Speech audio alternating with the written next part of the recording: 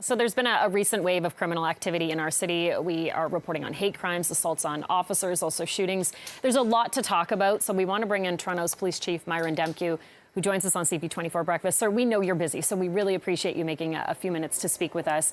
I'd like to start by talking about this investigation underway. We learned yesterday of threats against Jewish organizations, hospitals, right across the country. The RCMP, of course, taking the lead on this, but I understand in Toronto, Bathurst and Shepherd area, you guys receive calls of threats. Is there anything more you can tell us about that investigation? Well, I think what's important, first of all, thank you for the opportunity to be here, but I think what's important to recognize is just how integrated our response is together collectively in the policing sector across this country. So we responded physically in our geographic area of responsibility, but our efforts were also integrated with our partners, including the Ontario Provincial Police and the RCMP, so that we can share what we're learning locally and understand what's happening across the country when these types of events happen. Is there still added security in that area today as a result of some of those threats? So we have actually changed our posture in that part of the city for quite some time, as you know, and we continue to maintain a higher police presence throughout a number of communities in our city, and that is certainly one area of the city where we maintain a higher police presence. How challenging is that for Toronto Police? I mean, it seems as though your resources stretched quite thin at a time when people say they want to see additional police officers, especially in certain neighborhoods after the war that broke out last year. How much pressure is your force feeling on that front? Well, I think, you know, like anything, we're a big organization, but we're not an organization that has resources to meet our growing demand. So we very strategically pivot and move our people around to meet the most emergent issues, and that's what we're doing.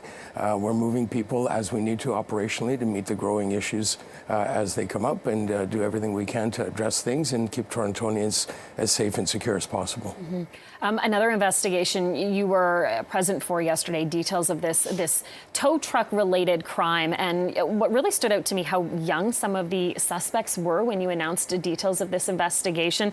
150 charges they're looking at, and this isn't the first time we've heard of young offenders alleged to be involved in very serious crime, criminal activity, homicides. What's your take as the chief seeing this? Is this a trend that you're seeing in the city right now? Well, we're certainly paying attention to what the numbers are telling us, and we've been speaking about publicly for some time about a growing rate of young people involved in particularly firearms offenses. We've had over 300 shootings so far this year, so we've been paying very close attention to who's perpetrating these offenses, and we've seen a dramatic rise in the number of young people that we are apprehending involved in criminal firearms use. So it's certainly an indicator of something that we are concerned about. You'll recall a number of weeks ago, Mayor Olivia Chow hosted a meeting of multiple sector partners where we came together to really start to look differently where we can, improve what we're doing in places where it's working, to do everything we can to get ahead of this type of activity and help young people find a path that takes them away from criminal activity, and in particular from picking up a handgun. If you think about what it takes for a 14-year-old's decision-making to lead to them to pick up a handgun and either solve a grievance or use a handgun for some form of criminal enterprise.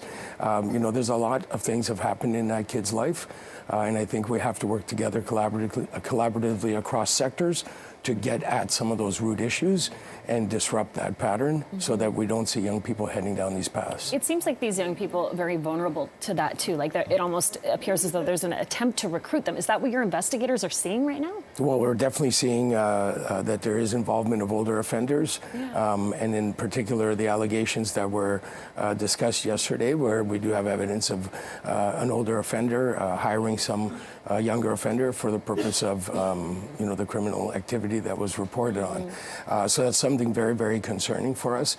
And I think we can't ignore that we're coming out of the pandemic. Still, we're seeing the effects, social effects that some people were more vulnerable to. And I think our young people were certainly in a vulnerable position during the pandemic, and we're seeing some of the effects of that as well as other factors, poverty and other issues. Yeah, it's a complex issue. I recognize that, and it is very frightening. So that's another story we're following. If I may, do I have time for one more question? Okay, one more question if I may.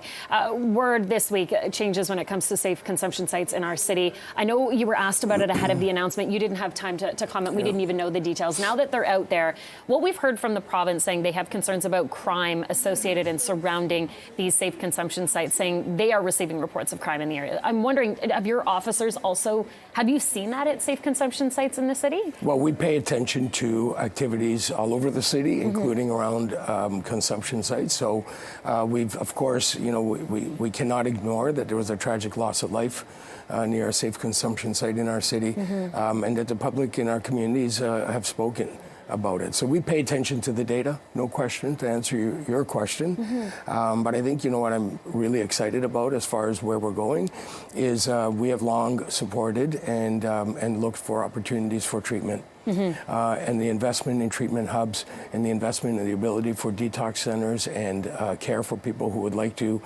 get off opioids is super important. I had an occasion to travel to Vancouver, Portland, and Seattle and look at how things were unfolding there personally. And the one thing that struck me is we need treatment, we need detox capacity, we need the ability to get people help at the time they need that help. And I think, the one thing I will focus on here is the announcement of treatment hubs is something really exciting that we're looking forward to see unfold. Yeah, we're waiting to see if some of these sites that will have to close will be transferring over, applying to see if they can become a treatment hub. Well, we'll be paying attention to the impact of the closures as well as it relates to crime, as it relates to drawing resources from the Toronto Police. And I will, reassure Torontonians, we work very collaboratively with our public health officials, with our all the support staff in this particular sector, as well as the government. And we'll be making sure we stay connected and report out on how things evolve from our perspective. All right. Well, Chief, thank you so much for your time. I know we've run out of it. I know you also have 90 recruits graduating tonight that you'll be at that ceremony. Congratulations on that, Thank you so much. All right. Appreciate it.